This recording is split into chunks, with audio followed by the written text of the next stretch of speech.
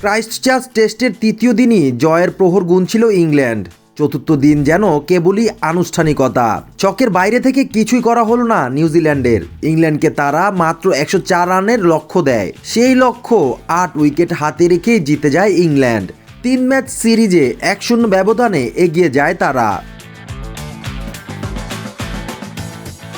প্রথম ইনিংসে 348 রান করা নিউজিল্যান্ড দ্বিতীয় ইনিংসে ব্যাট করতে নেমে 6 উইকেটে 155 রান করে দিন শেষ করে। তখন তাদের লিড ছিল মাত্র 4 রানের। এই লিড যে খুব বেশি বড় করতে পারবে না নিউজিল্যান্ড সেটা বোঝাই যাচ্ছিল। 31 রানে অপরাজিত থেকে তৃতীয় দিন শেষ করেন ড্যারেল মিচেল। চতুর্থ দিনে সেই ইনিংসকে 84 রান নিয়ে যান অভিজ্ঞ এই ব্যাটার। মিচেল একাই লড়াই করেছেন। তার এই ইনিংসে নিউজিল্যান্ড থামে 254 রানে। এদিন অবশিষ্ট 4 উইকেট 99 রান তোলে স্বাগতিকরা।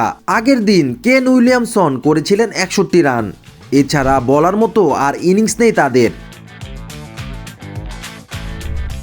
স্বল্প লক্ষ্য তারায় আগ্রাসী মনোভাব ছিল ইংল্যান্ডের।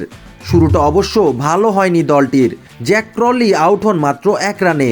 18 বলে 28 রান আসে ব্যান ডাকেটের ব্যাটে। টেস্ট ক্যারিয়ারের প্রথম হাফ সেঞ্চুরি হাঁকানোর ম্যাচে 37 বলে অপরাজিত 50 রানের ইনিংস খেলেন ব্যাথেল। এছাড়া অভিজ্ঞ জো রুট অপরাজিত থাকেন 15 বলে 23 রান করে।